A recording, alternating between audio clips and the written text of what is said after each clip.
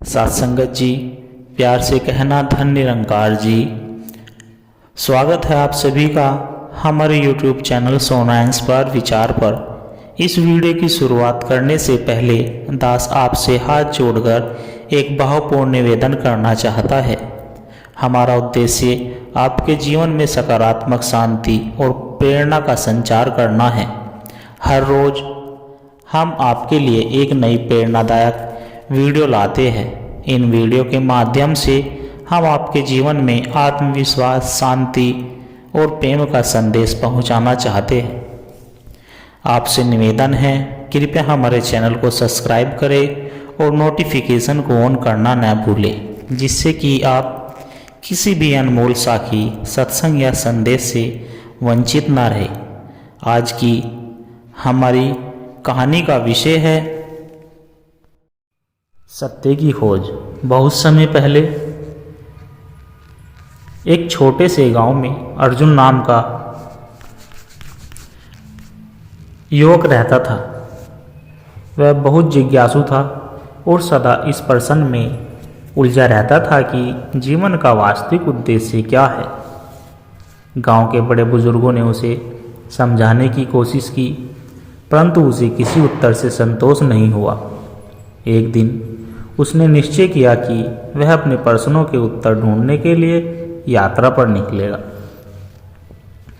अर्जुन ने सुना कि एक महान संत महर्षि वशिष्ठ पहाड़ों की एक गुफा में ध्यान में लीन रहते हैं।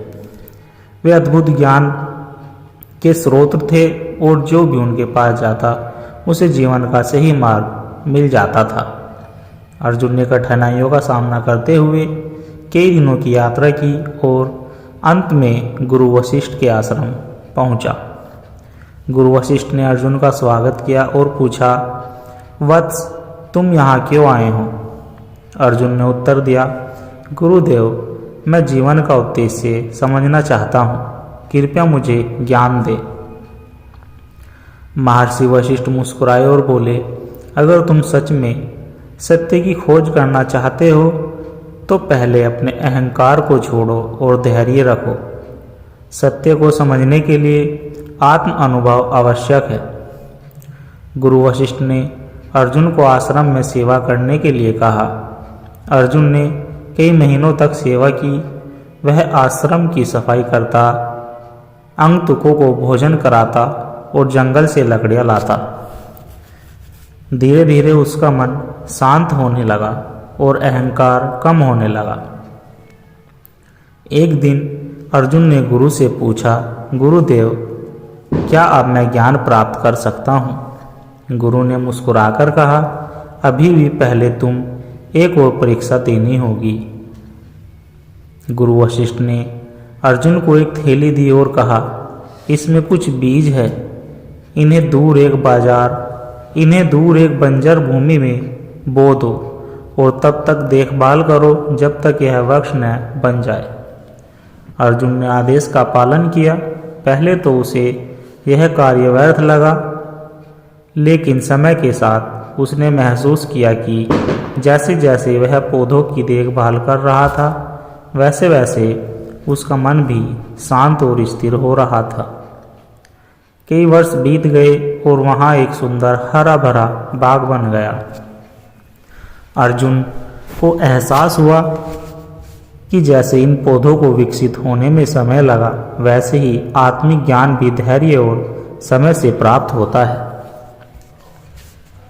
जब अर्जुन गुरु वशिष्ठ के पास पहुंचा तो गुरु ने पूछा, अब तुम क्या चाहते हो? अर्जुन ने उत्तर दिया, गुरुदेव, अब मुझे अपने प्रश्न का उत्तर मिल गया है। जीवन का उद्देश्य बाहरी चीज़ों में नहीं बल्कि अपने भीतर शांति और प्रेम खोजने में है। सेवा, धैर्य और त्याग से ही आत्म साक्षात्कार संभव है। गुरु वशिष्ठ ने प्रसन्न होकर कहा, वत्स, तुमने सत्य को पा लिया है। अब तुम स्वयं एक प्रकाश बनो और दूसरों का मार्गदर्शन करो। अर्जुन अपने गांव लौटा और एक ज्ञानी संत के रूप में प्रसिद्ध हुआ। उसने अपने अनुभवों से लोगों को प्रेम, सेवा और ध्यान का महत्व समझाया। साथ संगत जी, इस कहानी से हमें यह शिक्षा मिलती है कि आत्मज्ञान अचानक नहीं मिलता, यह एक यात्रा है। दूसरों की निस्वार्थ सेवा से अहंकार नष्ट होता है। सच्ची खुशी बाहरी चीज़ों में नहीं बल्कि आंतरिक शांति में होती है। जीवन का उद्देश्य अपने भीतर की रोशनी को पहचानना है। अंत में सत्य की खोज बाहरी दुनिया में नहीं, हमारे अपने मन और आत्मा में ही है। सत्संगत जी, जीवन का वास्तविक अर्थ क्या है? सत्संग का अर्थ है सत, सत्य और संग। सात अर्थात सत्य के साथ संगति करना। जब हम किसी ज्ञानी संत, ग्रंथ या आत्मचिंतन के माध्यम से सत्य की ओर बढ़ते हैं तो वह सत्संग कहलाता है। आज के युग में जब मनुष्य भौतिक सुख सुविधाओं में लिप्त होकर मानसिक अशांति का शिकार हो रहा है, तब सत्संग हमें शांति, प्रेम और सत्य की राह दिखाता है। क्या आपने कभी सोचा है कि यह जीवन क्यों मिला है? भगवान ने यह मानव जीवन केवल खाने, कमाने और भोग विलास के लिए नहीं दिया। यह जीवन मोक्ष की ओर जाने का एक अवसर है, परंतु अधिकांश लोग इसे केवल सांसारिक सुख साधनों में गंवा देते हैं। शास्त्रों में कहा गया है, धन, यश, पदवी, घर, संपत्ति सब कुछ यहीं रह जाता है, साथ केवल कर्म जाते हैं। इसलिए हमें यह समझना होगा कि जीवन का असली उद्देश्य आत्मा का उत्थान और परमात्मा से मिलन है। हमारा मन हमेशा भटकता रहता है, कभी भूतकाल की चिंताओं में तो कभी भविष्य की कल्पनाओं में। इसी कारण हम वर्तमान में शांति का अनुभव नहीं कर पाते। गीता में भगवान श्री कृष्ण ने कहा है, मनुष्य स्वयं ही अपना मित्र है और स्वयं ही अपना शत्रु। यदि हम अपने मन को ध्यान, सत्संग और साधना द्वारा नियंत्रित करें तो यह हमारा सबसे बड़ा मित्र बन सकता है। मन को शांत करने के उपाय: हर दिन कुछ समय ईश्वर को समर्पित करें, क्योंकि संगति का प्रभाव सबसे अच्छा पड़ता है। निस्वार्थ सेवा से मन शांत और पवित्र होता है। हर चीज़ समय के साथ होती है, उतावलेपन से मन अशांत होता है। सत्संग और सेवा का महत्व: सत्संग केवल ग्रंथ पढ़ना या भजन गाना नहीं है, बल्कि यह आत्मशुद्धि की प्रक्रिया है। जैसे कोयला अग्नि के संपर्क में आकर जलने लगता है, वैसे ही जब हम ज्ञानी महापुरुषों की संगति में आते हैं तो हमारा मन भी शुद्ध होने लगता है। स्वामी विवेकानंद जी ने कहा है, जो मनुष्य दूसरों के लिए जीता है वही सच्चा भक्त है। सेवा के रूप बूढ़ों और गरीबों की सहायता करना, प्रकृति संसाधनों की रक्षा करना, अन्य लोगों को आध्यात्मिक मार्ग दिखाना। आत्मा और परमात्मा का संबंध: हम अपने शरीर को ही अपना वास्तविक स्वरूप मानते हैं, लेकिन वास्तव में हम आत्मा हैं जो इस शरीर में निवास करती है। उपनिषदों में कहा गया है, तत्वमसि, तू वही है, अर्थात आत्मा और परमात्मा अलग नहीं है। परमात्मा हमसे दूर नहीं है, वह हमारे भीतर ही है, बस उसे पहचानने की आवश्यकता है। ध्यान और साधना द्वारा हम इस सत्य का अनुभव कर सकते हैं। जीवन में शांति लाने के उपाय: यह सबसे बड़ा बंधन है जो हमें ईश्वर से दूर करता है। झूठ और कपट से बचे, क्योंकि यह मन को दूषित करता है। यह आत्मा को परमात्मा से जोड़ने का सबसे सरल मार्ग है। ध्यान और प्रार्थना: सभी जीवों में ईश्वर का वास मानकर प्रेम करें।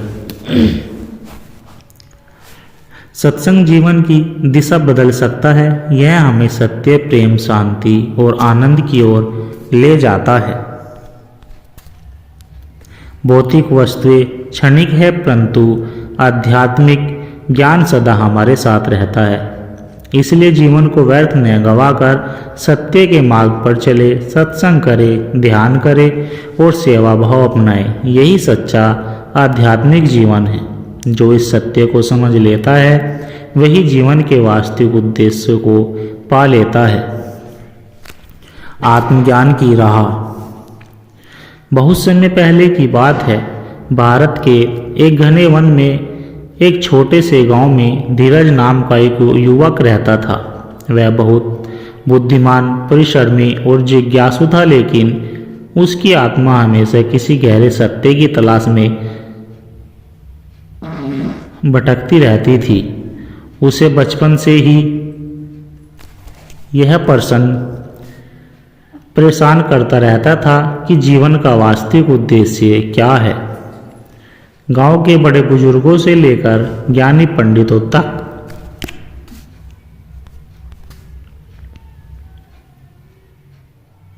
उसने बहुत से प्रश्न किए, लेकिन किसी का उत्तर उसे संतुष्ट नहीं कर पाया। अंत में उसने निश्चय किया कि वह इस प्रश्न का उत्तर खोजने के लिए अपनी यात्रा पर निकलेगा।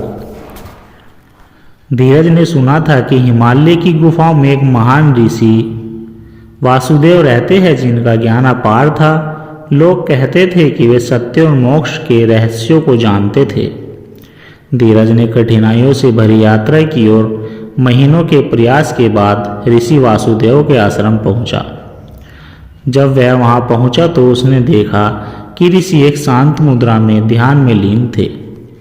जब उनका ध्यान समाप्त हुआ तो धीरज ने विनम्रतापूर्वक पूछा, गुरुदेव, मैं जीवन के उद्देश्यों को समझना चाहता हूँ। कृपया इस अज्ञान से मुक्त करें। ऋषि वासुदेव मुस्कुराए और बोले, वह सत्य को प्राप्त करने के लिए धैर्य, सेवा और आत्म अनुशासन की आवश्यकता होती है। यदि तुम वास्तव में ज्ञान प्राप्त करना चाहते हो तो तुम्हें 3 परीक्षाओं से गुजरना होगा। धीरज सहमत हो गया और उसकी आध्यात्मिक यात्रा आरंभ हुई। पहली परीक्षा, अहंकार का त्याग। ऋषि वासुदेव ने धीरज को एक झरने के पास भेजा, जहां एक वृद्ध व्यक्ति लकड़ियां काट रहा था। उन्होंने कहा, इस वृद्ध की सेवा करो और जब तक वह स्वयं तुम्हें जाने को न कहे तब तक यहाँ रहो। धीरज ने उस वृद्ध की सेवा करनी शुरू की। पहले तो उसे यह कार्य कठिन लगा, क्योंकि वह अपने आप को बड़ा ज्ञानी और श्रेष्ठ मानता था। लेकिन धीरे धीरे उसने समझा कि अहंकार ही सबसे बड़ा बंधन है। कई महीनों तक सेवा करने के बाद एक दिन वृद्ध व्यक्ति ने कहा, बेटा, अब तुम मुक्त हो, जाओ और अपने गुरु से आगे की शिक्षा लो। जब धीरज ऋषि वासुदेव के पास पहुंचा तो उन्होंने कहा, अब तुमने अहंकार को त्याग दिया है, लेकिन अभी तुम्हें और सीखना होगा। दूसरी परीक्षा, धैर्य और समर्पण। इस बार गुरु ने धीरज को एक निर्जन वन में भेजा और कहा, यहाँ ध्यान करो और तब तक प्रतीक्षा करो जब तक तुम्हें उत्तर न मिल जाए। धीरज ने ध्यान करना शुरू किया, लेकिन प्रारंभ में उसका मन बहुत भटका था। कई महीनों तक ध्यान करने के बावजूद उसे कोई उत्तर नहीं मिला। वह हताश होने लगा, लेकिन उसने धैर्य नहीं छोड़ा। एक दिन जब वह ध्यान में बैठा था तो उसके भीतर से आवाज़ सुनाई दी, सत्य बाहर नहीं, भीतर है। जब तुम मन को स्थिर कर लोगे तभी सत्य को जान पाओगे। धीरज को एहसास हुआ कि वास्तव ज्ञान ग्रंथों या किसी और से नहीं, बल्कि स्वयं के भीतर से ही प्राप्त होता है। वह वापस गुरु के पास पहुंचा। ऋषि वासुदेव ने प्रसन्न होकर कहा, अब तुम धैर्य और आत्मसमर्पण का महत्व समझ चुके हो, लेकिन अंतिम परीक्षा अभी बाकी है। तीसरी परीक्षा, प्रेम और सेवा। गुरु ने धीरज को एक छोटे गांव में भेजा और कहा, यहाँ के लोगों की सेवा करो। जब तुम्हें लगे कि तुमने जीवन को उद्देश्य मिल गया है तब वापस आना।